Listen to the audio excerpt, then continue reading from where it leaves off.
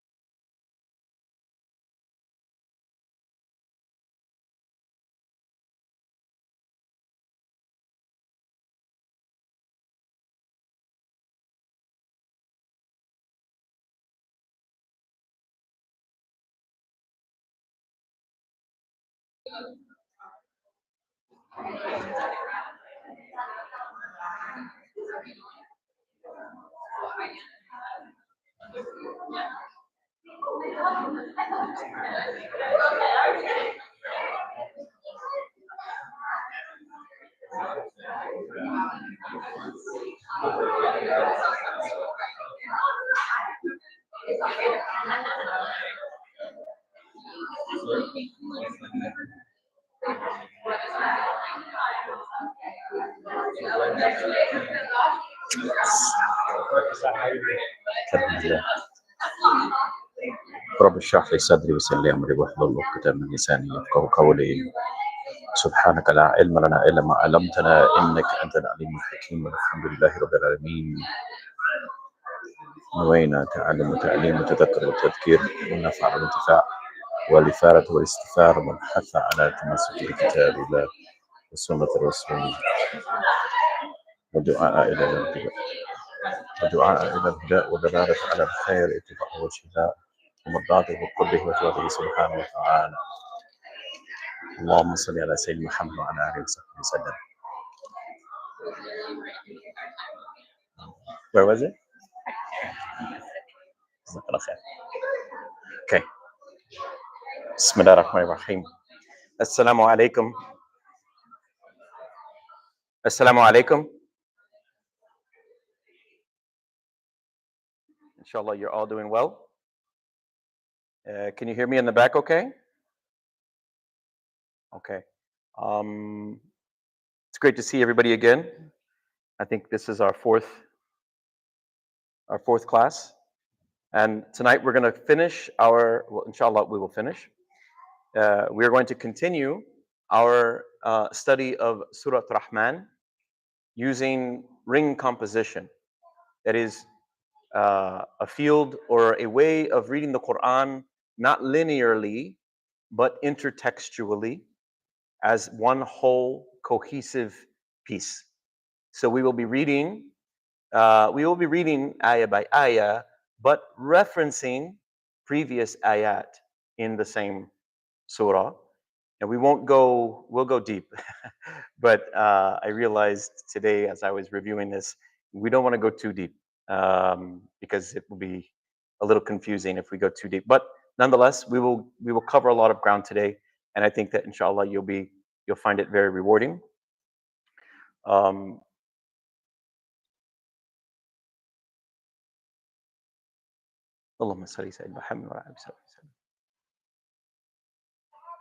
If you remember, the reason we do this, which we will be dazzled by what we see with the way that the Qur'an is organized. It's really quite immaculate, especially in Surah Rahman. But the reason we do this is why? Why do we do this? Does anybody remember why I particularly am interested in it? Yes. The only reason I'm interested in it is for a deeper understanding. And that's not to say that it's not to detract from its miraculousness or its elegance, but I'm more interested in how my Lord is talking to me. I'm very selfish when I read. I implore you to do the same. Read for yourself, not for others. You will find things that I will not be able to find. And I may find things, inshallah, that you are not able to find. But together, we can kind of come to some kind of alignment, maybe a general consensus about what it is that we've discovered. Now, you see a wall of text before you tonight. I'm going to throw a couple,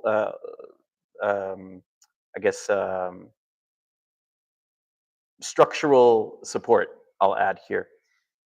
We're not going to start from the beginning of the surah. As you know, we've already covered the first half or most of it. We're going to start with the second half, where we will find rings within rings, and then we will zoom out. After we zoom out, we will be able to see in larger context the types of meanings that's created across the surah. But first, forgive me here, you'll just have to endure this for a second. We see this ayah frequently. So which of your Lord's marvel will you deny? And if you recall, this is a dual. Allah is speaking to two audience members, to two I don't want to say people, but two listeners, the jinn and the human beings. فَبِأَيِّ آلَاءِ رَبِّكُمَا تُكَذِّبَانِ. Tukadiban is a dual. Rabbikuma is also a dual. Means Allah is speaking to both the humans and the jinn at the same time. Forgive me, I'm going to, for the sake of being able to read this more easily rather than a long wall of text, I'm going to try to remove these, or at least replace them with a little bit of Oh, wait. Lo-fi hackery. Don't judge me for the real coders out there.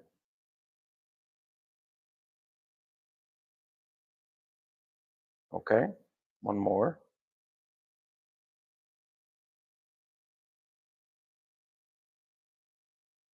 And instead, I'm going to replace it with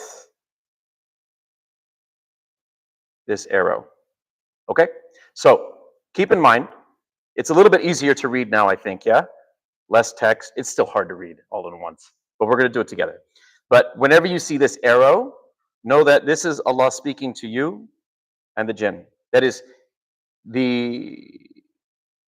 it's moving away from the, I guess, the descriptions of Jannah or Jahannam or whatever he's describing, and he directs his attention back to you. Okay?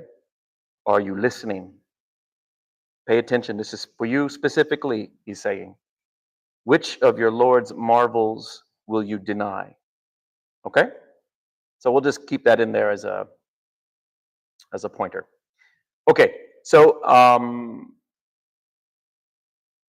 just generally looking over this text, and by the way, for those of you who didn't come for the past 2 or 3 lectures, we do this interactively. So if you're sitting in the back, congratulations, you got out of the hot seat. If you're sitting in the front, I'm going to call on you. Okay? So very generally, what we're going to do is we're going to try to find parts where we want to insert a line to separate the sections. Okay? Oh, assalamu alaikum, Eve's here. Sorry, didn't mean to embarrass you, Eve. Okay, so reading over this together, it starts with, we will attend to you, a'udhu billahi minash shaitanir rajim. We will attend to you, O prominent two. And this is a thaqalan. It's saying you two weighty material people. Okay, because the jinn are made of material as are human beings. So we have thaqal, we have weight to us. This is the Arabic, thaqalan. So it says, we will attend to you. We will devote our attention to you, O mankind and jinn. And then it continues. The next ayah, فَبِأَيَّ آلَاءِ رَبِّكُمَا تُكَذِّبَانِ. O society of jinn and humans, يَا مَعَاشِرَ الْجِنِّ وَالْإِنسِ. If you can pass beyond the regions of the heavens and the earth, then do so. But you will not pass without our authority. إِلَّا بِسُلْطَانٍ in the Arabic. You will be bombarded with flares of fire and smoke, and neither of you can be helped. فَلَا يَنْتَصِرَانِ. When the sky splits open and turns crimson, like red hides, I don't know about hides so much, but it's redness in the sky. And then it redirects its attention back to you. On that day, neither human nor jinn will be asked about their sins. What day is this? Which day? I can't hear. Day of Judgment? Maybe. Maybe it's Day of Judgment. It might be before Day of Judgment. It may be, no, before the graves. That is the day we are destroyed. Right? The end of the world. There's some time. And then we are resurrected and we stand before our Lord. That's Yawm al-Din. Right? That's the Day of Judgment. Right? And the ulama say that there's a space between them. And you know what that time is between the two? The day of reckoning and the day of the destruction of the earth, and then the day of judgment. Barzakh. That's the barzakh. They call this the barzakh, which we saw earlier, the same word used to describe what? Yeah, the barrier between the two seas. Al-Bahraini, yaltaqiyan. Where they meet, there's a barzakh between them. Okay?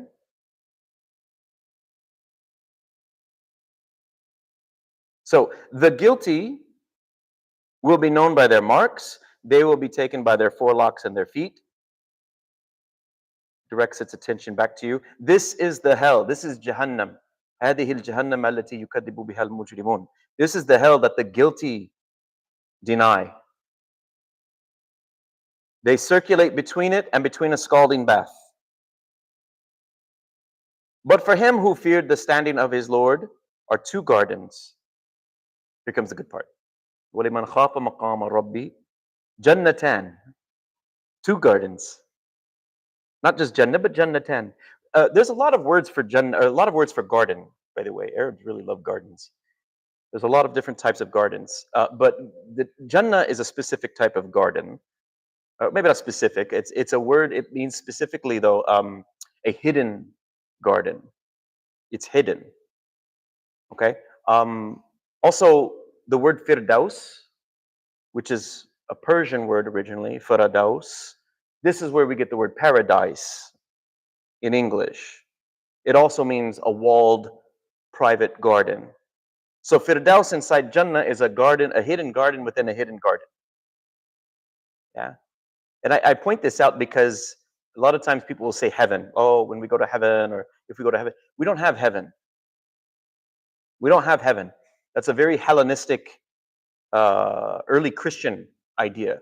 Late Jewish, Hellenized Jewish tradition, but specifically it's in the early Christian doctrines. They talk about heaven, meaning the sky, which is very obviously Hellenized discourse that's invaded their theology. We don't have that.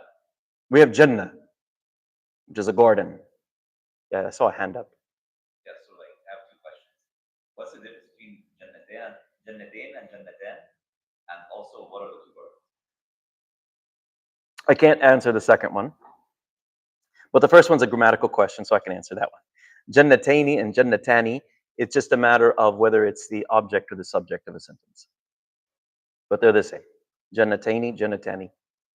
Yeah. So if you are in the Jannah, in the Jannatan, you'd say in the Jannatain. But if you're talking about the Jannatan are a certain way, like these two gardens there, that you say Jannatan. So we'll encounter that. Yeah. Okay. So we don't go to heaven. Okay. We go to, inshallah, we go to Jannah. Both with lush branches. So there's two Jannahs, both with lush branches. Dawata afnan. These are very thick, lush green uh, um, uh, plants in the Jannah. In them are two flowing springs, aynain. In them are fruits of every kind in pairs. Reclining on furnishings lined with brocade. It changes a little bit here, the subject. Reclining on furnishings lined with brocade. This will be the inhabitants of Jannah, not the fruits.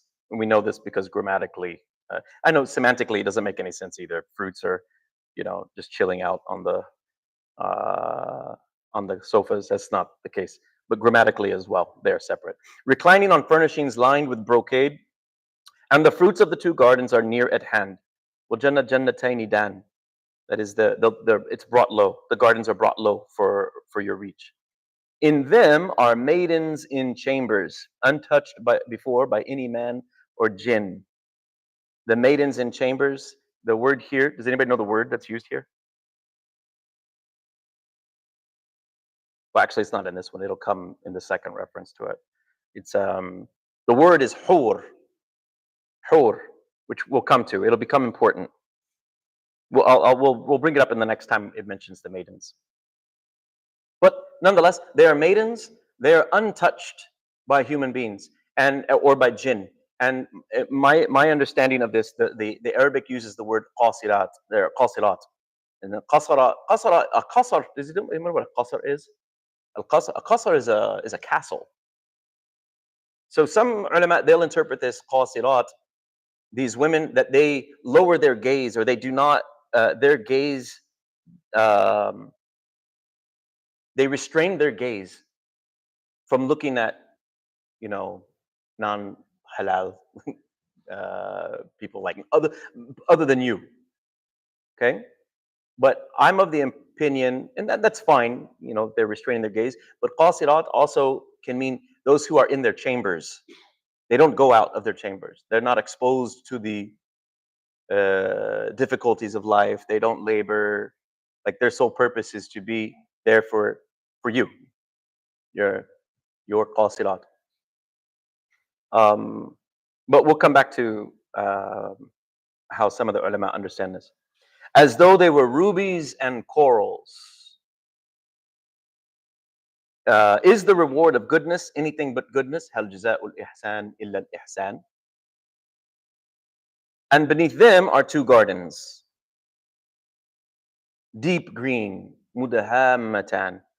In them are two gushing springs. So now we have two gardens, and then two gardens within those two gardens.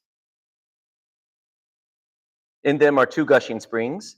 In them are fruits and date palms and pomegranates. In them are good and beautiful ones. Khayratul hisan.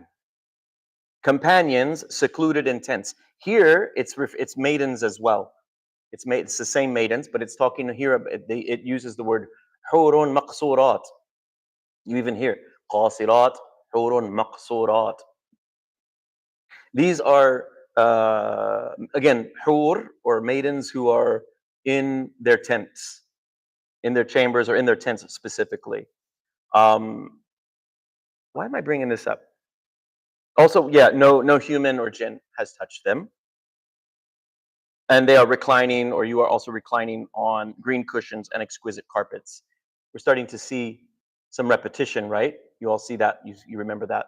Hur, I'm bringing this up because you ever hear like Orientalists or Islamophobes talk about the huris, the virgins? Hur doesn't mean virgin. You don't use the word hur for human beings. Hur is specifically and exclusively the denizens of Jannah. Right? There are creatures that live in the samawat. These are not them. So some creatures, we don't know who they are or what they are. Maybe somebody does. But they live in the heavens. These don't live in the heavens. They live in Jannah. Not only do they live in Jannah, they live in their tents or their chambers. And a lot of Orientalists, they love this. They say, oh, these virgins in the... What about the women? What do they get? Like, these aren't even human beings, man. You're focusing on the wrong point if you're concerned about what their gender is. Are they male or female? These are not human beings. Hur are not human beings. Your reward, your partners in Jannah as a gift to you are not even human beings. They're the denizens of Jannah, the inhabitants of Jannah. Does anyone know how they're described? The hur. Hur comes from a Syriac word. Actually, it means white, like from hawwara, tahwir, to turn something white, to turn something back to its original state, or to turn it white, to purify it. And the Syriac Christians, they would wear, when they would for their Easter procession, they would all dress in white linen and march, and so they were called the hur. This is not the same hur, that's a Syriac word, but it's related to this one. The point being that it's a very translucent white. So the hur, they're called hur because their skin is translucent. It's very, very fair. And their eyes are like large and black. I think we've talked about this before. And they have very narrow faces, like a gazelle. They're always described as a gazelle. You won't find this in the hadiths, I think. You'll only find this in like the Arabic traditions, post-Quranically. I can't find any reference to hur pre-Islamically. But post-Islamically, it's pretty common. And so the hur, they are these inhabitants of Jannah with very fair, translucent skin, because they're not exposed to the elements. They're not out in the sun. They're not laboring. They're kept in the chambers. This is where they live. They're happy there. And their skin is pale white, and their face is very long with black, bulging black eyes. What does that sound like? Rhymes with palians. This is why in my Arabic class we end up talking about aliens all the time. Yeah. Okay, so anyway, these denizens in Jannah, all right, they are enclosed is the important part here. They're enclosed. Reclining on green cushions and exquisite carpets. Blessed be the name of your Lord, full of majesty and splendor.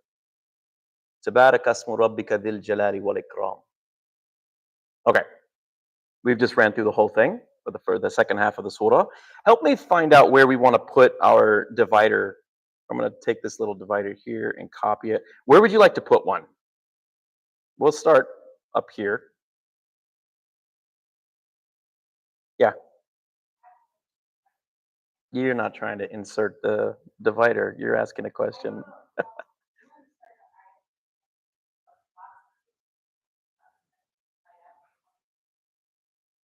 Yeah. Because that's the fulcrum. That's the pivot. She's asking about why aren't we going over through 26 through 31, basically? Or 26 through 30? The centerpiece of the surah, and I was trying to save it to last, but she's in a hurry. Everyone upon it is perishing. Kullaman alayha fan. It's going to fana. It's being annihilated. Everything. All of us right now. We may not feel it. Some of us feel it more than others. But we are going into the akhirah, right? At the elemental level. So everyone upon it is perishing. All that remains is the face of your Lord, full of majesty and splendor. We just said that, didn't we? Yeah. So all that remains, the wajh of Allah, wajha rabbik, the face of your Lord Most High. Everyone in the heavens and earth ask of Him, and every day He is at work. The word here is sha'n. It says, "Kulla yawmin huwa fi sha'n." He is in sha'n. And work is maybe not the right word. It's very hard to translate this ayah, but it just means he does what he is good at, right? He does what he's, I don't want to say supposed to do, but when you say something is fi sha'n, it means like they're going about their business, taking care of their affairs as only they can. That's sha'n. So that's why we're here. It says Allah every day He is fi sha'n. He is at work taking care of His business, which means He's answering the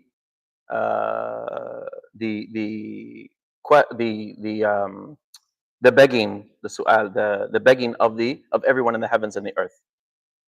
Everyone in the heavens and the earth are begging Him. Asking Him is not strong enough word here. Okay.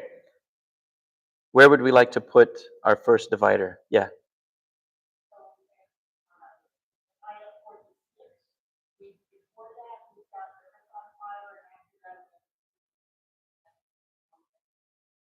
Very good. I like it. I'm loving this here. Okay. So she's saying before 46, where it says it's talking about Jahannam, they're in hellfire. The guilty denied this, and they circulate between a scalding bath. Then وَلِمَنْ خَافَ مَقَامَ رَبِّهِ جَنَّتَانِ. For the one who fears the station of his Lord, there are two gardens. Yeah, I want to put a divider there. That's a good place. Where else?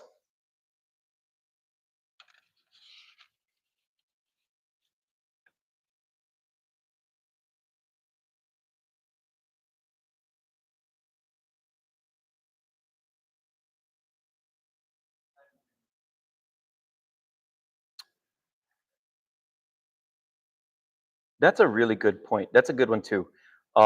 It's a little more subtle, but that is right.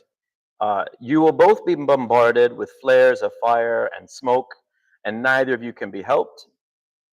When the sky splits open and turns crimson like red hides, I'm thinking these are the same day.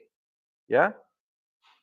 So I'm going to put these together. It's debatable whether it goes before or after, but you'll see in the end it's not going to matter too much. You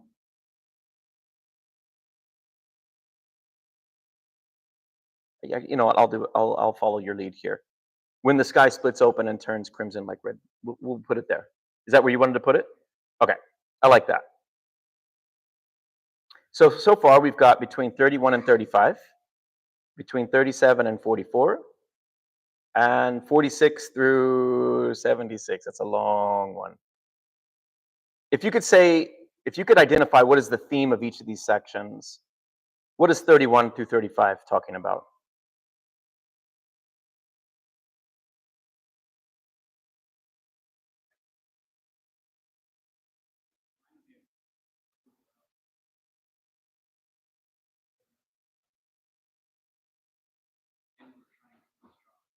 Yeah. Yeah. Yeah. Yeah. Yeah. Yeah. There's a limit. There's a barrier. Didn't we just say that a minute ago? For a different section? Yeah? Okay, we'll come back to it. Um, so that's a good one. What's the next theme?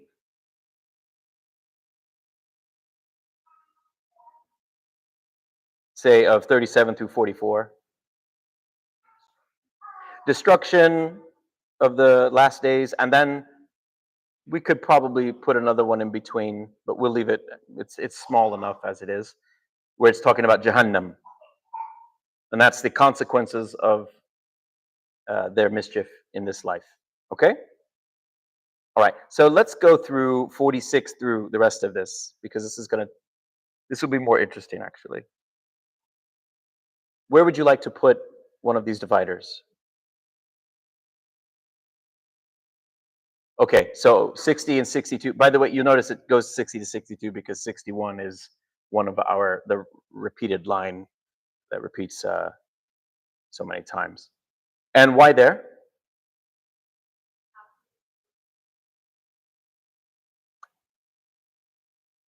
Yeah, so 46 through 60 is 2 gardens, and then 62 through 76, 2 more gardens, right?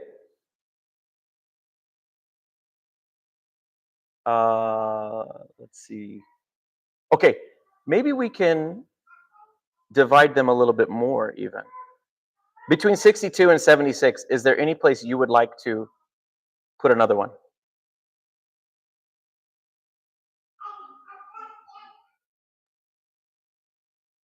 Say that again?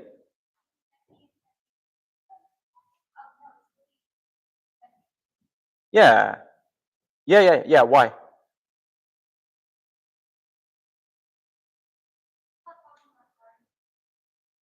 It's not talking about gardens anymore. Yeah. This is, I mean, wow. There's a word that occurs in here. I swear we could write a book on it. Fihinna. Fihinna. Fihinna. In this section, and beneath them are fihima. Fihima is what's used here. But then it's fihinna here, meaning in them. The word in them.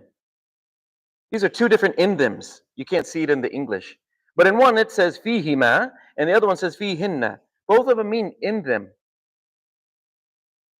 But fihima is referring to non-humans, or things that are not alive, rather. Fihinna is referring to the gardens, but this time they're alive. The second one. Anyway, so I saw a hand up. Yeah. So I don't know if there's a scene that's like in alignment with the Quran, but it seems like a recursive in the sense that it's not actually two brothers, but rather it's like two and then exponentially two more on the that it's more many. Because like the first time that the quote is mentioned, it's mentioned again right afterwards, and then there's another two gardens. Exactly. Another two gardens. So is there like a recursive relation past these sections? Oh yeah. Did you guys all hear that? A lot of math talk. But he's basically saying there's there's 2 springs within 2 gardens, and then there's 2 springs within those 2 gardens, and it's gardens all the way down. And then there's the relationship. There's the hur, or the denizens, the inhabitants of Jannah in one, and then inside the other Jannahs, there's also, so it's just recursive all the way down. Turtles all the way down. Not only is it recursive there, it goes back to the beginning of the surah, where there's no mention of Jannah at all, which is going to be the whole point of why we do this. All right, I don't want to spoil it yet. Okay, so there we got a nice divider, 62 to 68, where it's first talking about the gardens and the fruits in them, the gardens and the gushing springs and the fruits in them. And then the second one is talking about the good, beautiful ones, right? Never touched by humans, secluded in their tents, reclining on carpets. There's something very subtle that's happening here. Oh, you can do it here too. Where would you like to put it? Between 52 and 54? Yeah? Yeah. Where it says, in them are fruits of every kind in pairs. This is the first two gardens. And then reclining on furnishings lined with brocade. These are the inhabitants of Jannah. Okay, so we've got those two sections and they kind of mirror each other, right? So let me put a little tool here. We're going to say gardens for one section. And here I'm going to say maidens. Okay?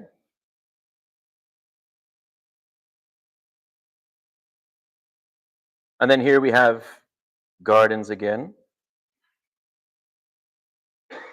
And more maidens.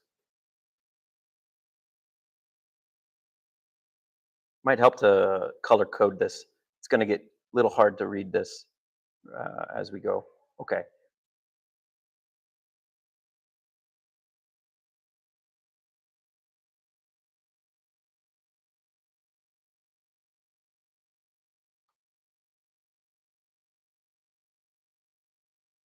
Can you guys see the color that I'm adding? Okay.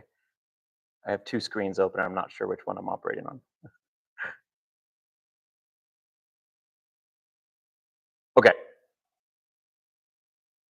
So gardens, maidens, gardens, maidens. Let's look a little more closely. Tell me about the sequence in the first gardens.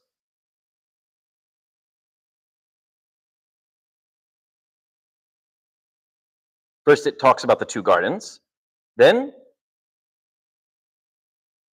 the lush branches. And then, springs. And then, fruits. Well, the second garden, it's talking about gardens. It's lush, deep green. Two springs. Fruits. Okay? All right, so this might be a little annoying to see at first.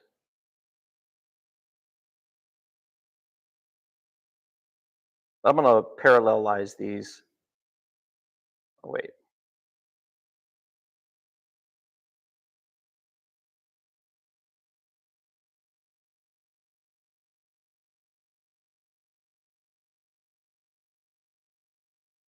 All right, now let's look at the maidens.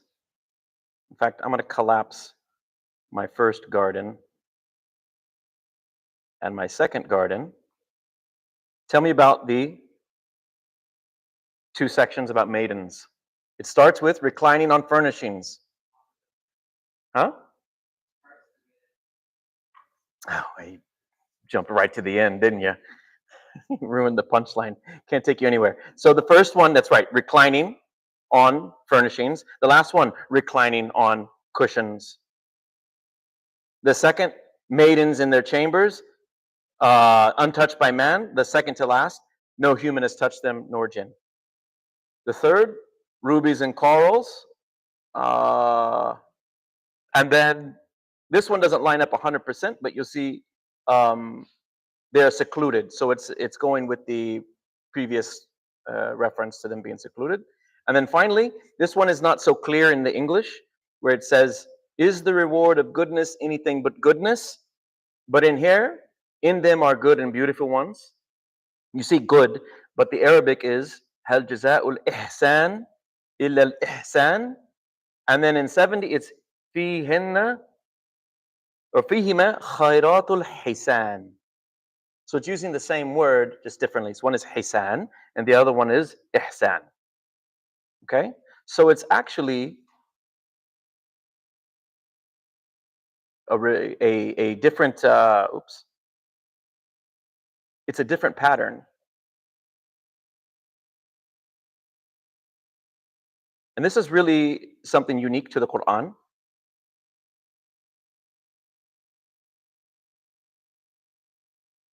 And I'm doing this so you can all see how it's laid out structurally. So you see this ring, you see these two rings, they're concentric, right? They make this kind of outward, inward. But the gardens, they're parallel.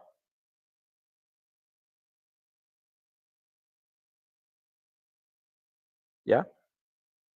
So these are like interwoven rings. So that's not accidental. Yeah.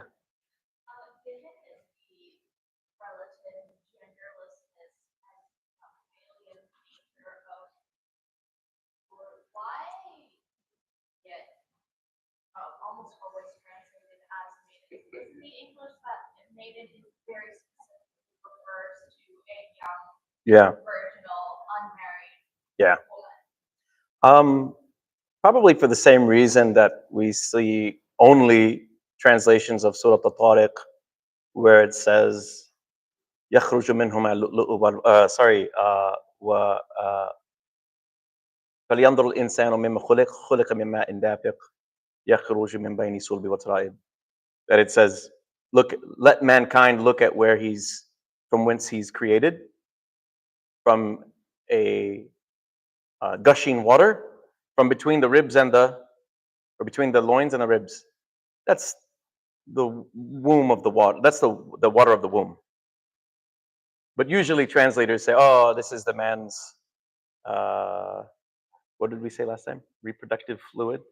Nice roundabout way of saying it. But it's pretty clearly this is talking about the woman's water breaking. But why do we see that? Why don't we see that, but we always see the other? I don't know. Wallahu alam.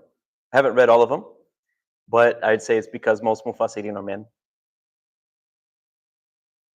Just a slight oversight. But hur, they're genderless. They're not humans.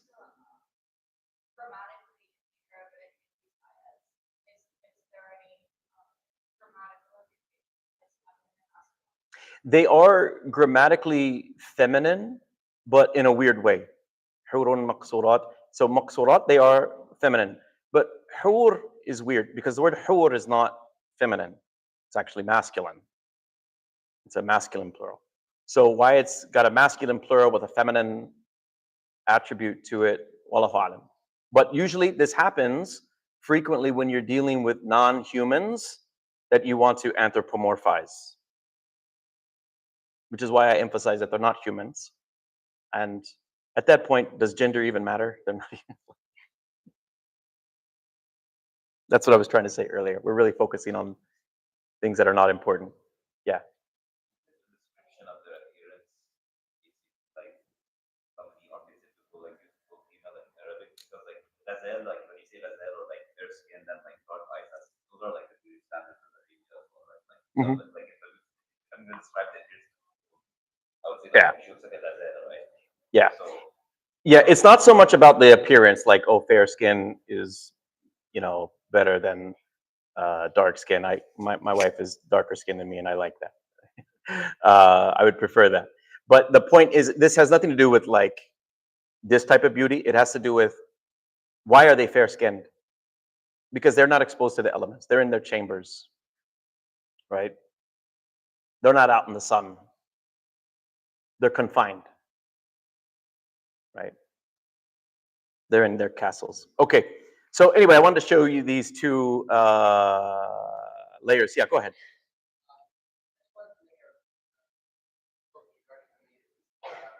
You noted like on the one that it's ending, but it's not stacked, not similar to the other one. Yeah. But I just wanted to know that it actually is, but in another surah, so you have to look in the Yes. arrow that is hidden. So have that like it's like the it's described in another version of the Quran. Yeah, so it's about their privacy. Yeah. So, like, for the tense, and they are like hidden pearls, but in another surah. So, like, Did you just see what he said? He said hidden pearls. He's really reading ahead. Yeah, we're going to come back to that. You recall earlier in the surah, it's talking about pearls quite frequently. Okay, so let me collapse these for now. But we'll say that these are gardens of the akhirah.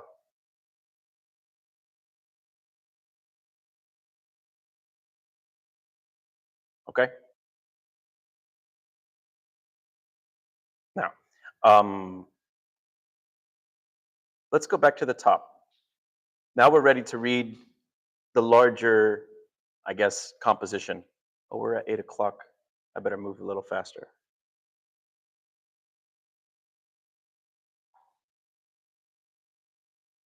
Okay, I have my notes here. So we see the first one. I'm going to remove this here because it is a micro ring, but I don't want it to be a distraction. We're going to put one here. The first one, the beginning of it, is talking about Allah's names, right? Allah's attributes, but we'll just say Allah's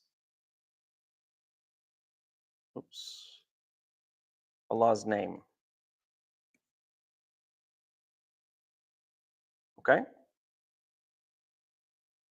And then it starts talking about the creation.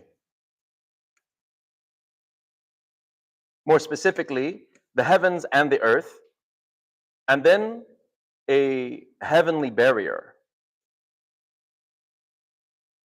So in this section, I'm going to put heavens and earth. And then here, I'm going to put a barrier. Yeah? That there's a balance that you cannot transgress, which is a barrier. And then it starts talking about the creation again, only this time, it's not talking about the heavens and the earth. Now it's just talking about what's on the earth. So we'll say,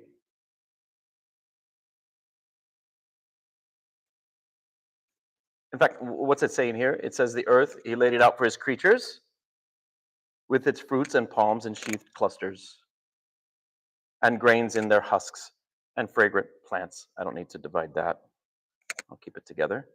I'm going to call this earthly gardens. Huh?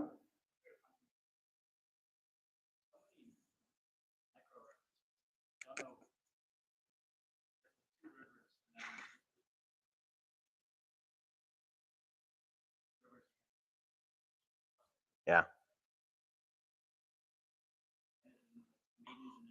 Yeah.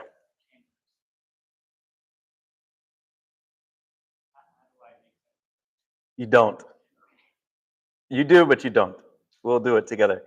This is the only answer. He's asked, what do I do with all of this complexity? Tadabbur.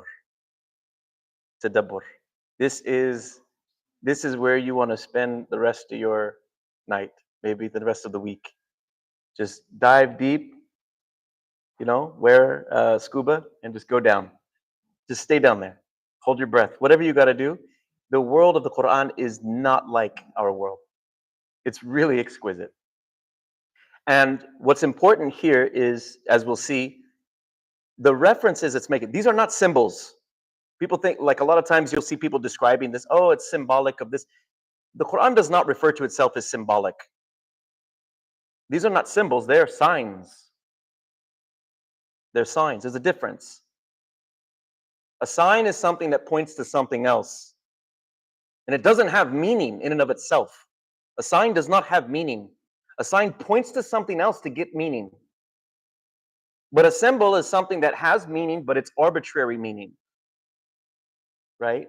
It's not necessarily related to what it is representing. It's representing itself more or less, or some abstraction. But a sign is always pointing to something else. So these ayat in the Quran, talking about ayat in the creation, are pointing to ayat in the akhirah. which is why it's structured the way it is. Okay, it's like these are samplers. These are like samples at a buffet. Yeah, these are the Costco samples. Because what you're going to get is actually much more in Jannah, which is why when it starts talking in the beginning, it's talking about fruit. It just says fruit. But you get later, it starts talking about pomegranates and all these other fruits, yeah? It's much more descriptive, as if to say what you are experiencing in this life, the reality that you're experiencing, it's a microcosm of something what's much bigger and much more in the akhirah. And those are more real. You want me to prove it? The descriptions of the fruit and the inhabitants in Jannah, they are more real. When was all this created?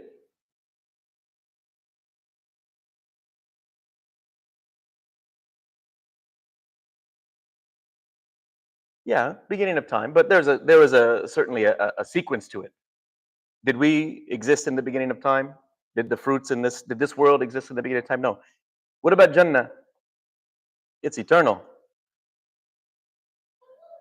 And it's abqa. Allah says it's abqa. It's more enduring. It's more real than the real here. So it's as if to say, what we are enjoying here in this life, I mean, it pales in comparison to the reality of what's in Jannah, which is eternal. So the question really isn't like, where is Jannah? It's when is Jannah? Well, it's now, it's before now, and it's after now. Is there a hand up? Does he have a hand up? Does he have a question? Yeah, what's the question? He nodded. He said yes. No? You like what? He likes school. He said he likes school? The pool. I love the pool. There's pools in Jannah. There's pools inside of pools. Okay. All right, let's try to get through this. So we have the earthly gardens, and then it starts talking about the creation of man and jinn, or rather, Allah's relationship to us. That is, He is our creator. So I'm going to put here Allah's relation, or Allah, creator and creation.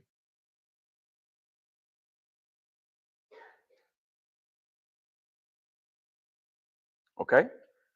And then another descriptor of Him. But here's where I want to get our hands dirty. He's talking about Lord of the two easts and Lord of the two wests. Rabbul Mashriqaini wa Rabbul Maghribain. Meaning, as we mentioned the last time, the two east and the two west is referring to the where the sun sets in one part of the year and sun sets in the other. So the sun will set at its most extreme, like 23 degrees off of the equator, and then 23 degrees south of the equator on both sides. So on the east and on the west, it'll rise maybe 46 degrees apart, and then on the sunset, it'll set 46 degrees apart. So it's basically everywhere. He's the Lord of both. Okay.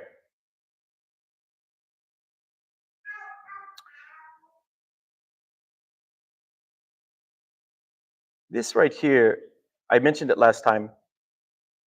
It's always kind of stuck in my craw. Like I've just been like, I don't get this one. He's talking about the earth laid out for His creatures, fruits and palms in their sheathed clusters, but grains in their husk and fragrant plants. Grains in their husk. That you don't know, you don't get to benefit from its nourishment or pleasure from it until you've disclosed it. You've taken it out. What does this remind you of? The maidens in their chambers. Yeah. And you're thinking, oh, but I don't see how it lines up. Let me show you. I think I have to pull up another one because we are out of time. I want to leave time for questions.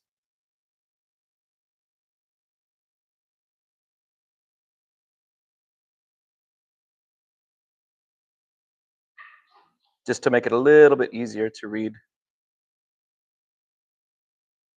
Can you all see that? Okay. Let me zoom in. So the overarching structure is section A, 1 through 4, where Allah is talking about one, His name Ar-Rahman, Allama al-Qur'an, Khalaq al-Insan, Allamahu al-Bayan. It's being recorded, guys. Everybody's got their phones out. You can go to Siraat's WVMA. you said for the glasses, you said? Oh, you wear glasses. And it helps you to zoom? Okay. Yeah, please do. I'm just teasing you guys. But do visit the WVMA or the Siraat YouTube channel. You'll find it there, as well as Instagram. These are all recorded and posted up there. Share it with your friends. So you have this macro structure. The first section is talking about Allah and His attributes and His creation of man. And then in the end, it talks about His attributes again. Tabarak asmu rabbika dhil jalali wal ikram. That is, blessed be the name of your Lord, full of splendor and majesty. Rough translation. Which also occurs in the middle when we talk about kullu man alayha fan wa yabqa wajhu rabbik dhil jalali wal ikram. Or dhul jalali wal ikram. That is, all that remains after everything has perished is the face of your Lord, which means the attributes of your Lord. Right? This is a cosmic reality. This is really important. We don't have time to talk about it tonight, but it's basically a claim that the Quran makes that the material and the immaterial world are made up of Allah's attributes, or rather, they are reflections of Allah's attributes. And that is what remains once all of matter and non-matter are completely destroyed. This is a central claim of the Quran, and it's a central claim of the Rahman, of this surah, Surah Rahman. Right? It takes a lot to reflect on. Yeah, a lot of tadabbur. Wear your scuba gear. So, getting back to our macro section, we have section B here. Let me scroll down to this here.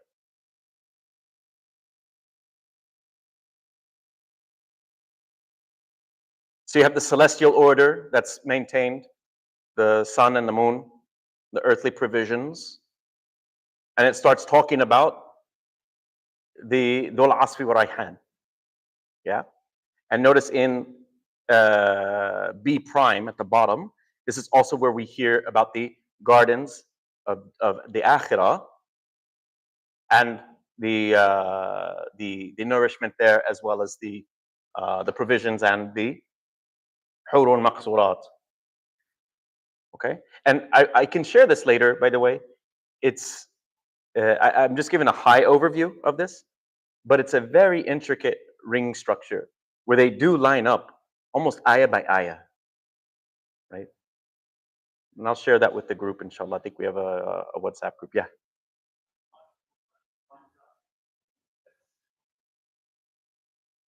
The meaning or the theme, is that what you said?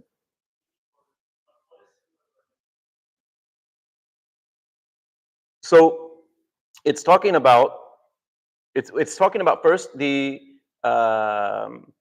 provisions on the earth, the fruit and the grains, and then it starts talking about the pearls and the coral, as if these are like, I don't want to say fruits, but these are in the marine gardens, right? These are the aquatic gardens, not the terrestrial gardens. So it's above and below. Yeah? And then when it goes into the second section, it's talking about Jannah. These are not talking about gardens on earth or gardens under the water, which is a separate world for us, but rather the Akhirah, where it's talking there about the provisions there, the fruit there, the pleasure there, and the specifics of the maqsurat, the inhabitants enclosed in their chambers. And so they will line up. And the question is, Why do they line up? They do line up. So I'm not just, oh, it would be nice if they lined up. I'll share it with you later. They do line up in terms of their ring structure, right? Like we see, like this here. It lines up like this, only at a much more detailed level. Like how we saw the second half of the Jannahs and the maidens, how they lined up, right? So it begs the question, why? Why would it be why would that same why would that structure be there? Unless it wasn't for, trying to condition us to read it one within the other. Does that make sense? Like a Tafsir al-Qur'an bil-Qur'an.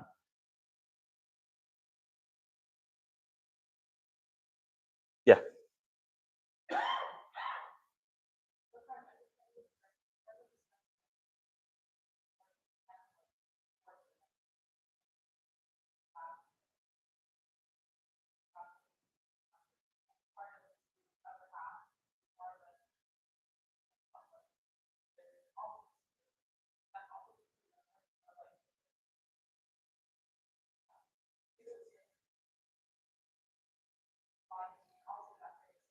Thank you for that. I forgot to mention this in the beginning. Brother Kareem reminded me last week after the talk. I didn't even go over Bayan in the duality nature of this word. Bayan, if you recall, I said this could mean like speech or eloquence, or like it says Allamahul Bayan. Allah taught mankind Bayan, which most people say eloquent speech or communication or something like this. It also means discernment, because it's related to the word bayyana, which means clarity. It means something that's clear, but also something that has to do with two. It's where we get the word baina. Like baina means between. So it's between two things. And that's why this whole surah is a binary. It's talking about the sun and the moon, the humans and the jinn, the heavens and the earth, what's above the earth and what's below the earth, which is twice that occurs, once with the trees and then another with the roots. And then what's above the earth and then what's below the water. And then what's in Jahannam and what's in Jannah. And then what is the creator and the creation. So the whole surah is kind of playing off of this notion of a binary, bayan, which we are gifted with just so that we can understand his speech. Bayan is, I consider this a linguistic endowment. It's not simply like a mathematical thing. It's a linguistic thing. It's what allows us to understand Allah's speech. And a secondary effect of that is we can understand each other's speech. But that's not the primary goal of the bayan. The goal of that is so that we can understand Allah's speech, which is an eternal attribute. Yeah, I'm almost out of time. Another question? Okay.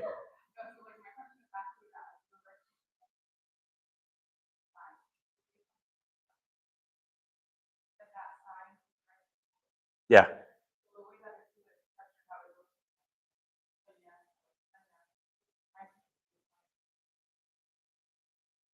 Yeah, say the last part.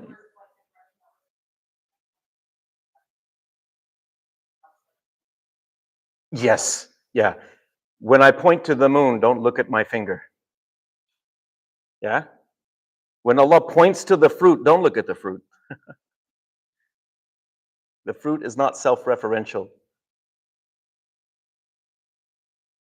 When he points to the heavens and the earth, when he points to the sun and the moon, that's not the what's being signified.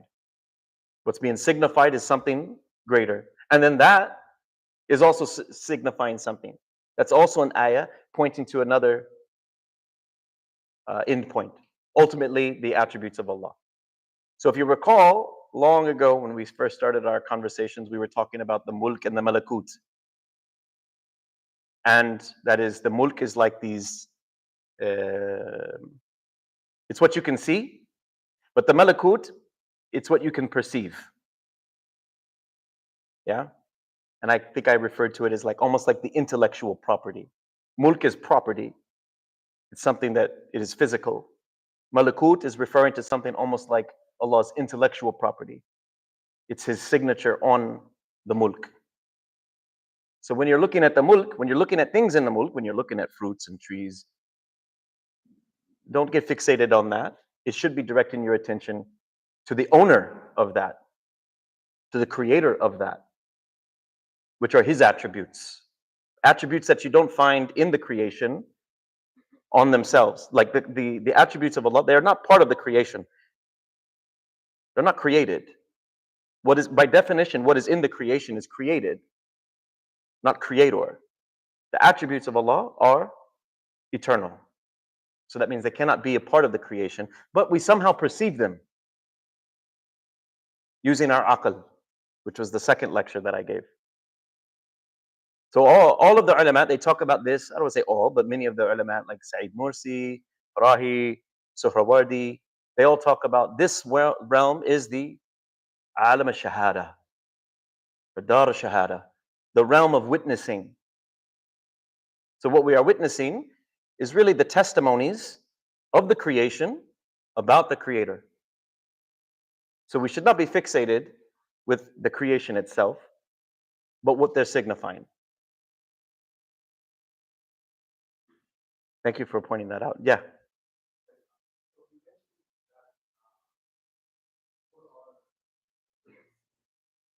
Say that again? Yeah, genderless. That is my interpretation. I know that there are some who interpret it as maidens, fair maidens, female, and I'm not opposed to that. I don't have a problem with that. But I'm saying technically, grammatically, they're actually masculine. Hur, the word hur is a masculine plural.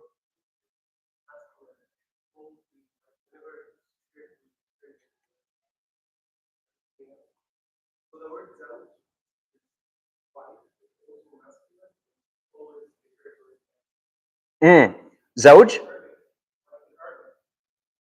Nah, zawj is masculine. Zawj just means spouse. Yeah. No, it refers to a spouse in general. My wife can call me, yani, zawji. Yeah.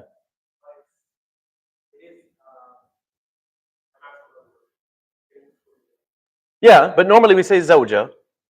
And Amiya, you might say zawj. You wouldn't say zawj, you would say mara.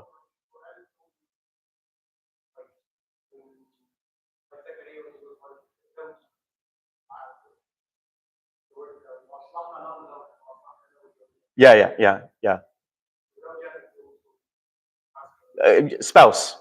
It means spouse, not wife. Yeah. Yeah, but it can be feminized. It can be zawja. Zawja, we have this word. Not in the Quran, but we can use it this way. We use this. Yeah. My point is that the gender is really a secondary issue. These aren't even human beings. Is it okay if we just, you can talk to him after, but I need to start. Oh, okay. Yeah, we keep the physical descriptions, yeah. But Jazakallah khair, we will wrap that up with them.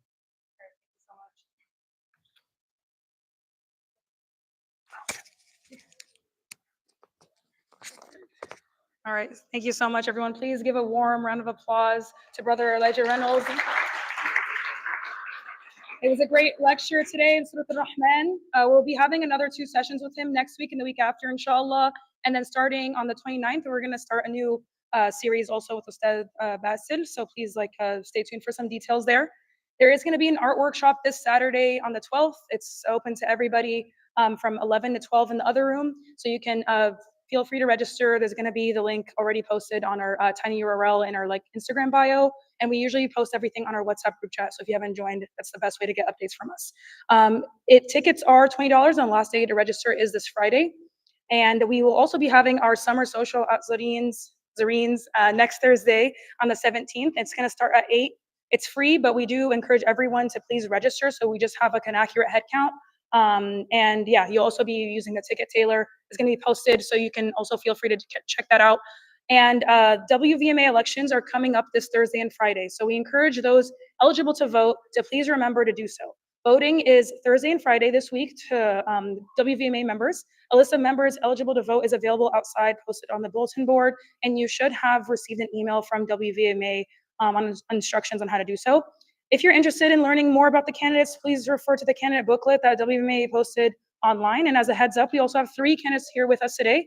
One is Brother Elijah, running for the Board of Trustees. The others are Brother Enes and Sister Sahar, running for the Board of Directors. So please raise your hands. Yeah, perfect. Yeah, so please raise your hands, and then you're welcome to catch them after the session if you'd like to speak with them. Last, just like housekeeping notes, please help our vendors. 10% of their sales go to Siraat, so you're sustaining us by doing so. We have Crepe Bar, and we also have Abu Barista. And lastly, Maghrib is at 8:34, so you have 10 minutes to make wudu. You can make wudu just outside these double doors. Men on the left side, women on the right side, and then through both doors is for the women's entrance, and then you can go around the building for the men's entrance. Thank you so much.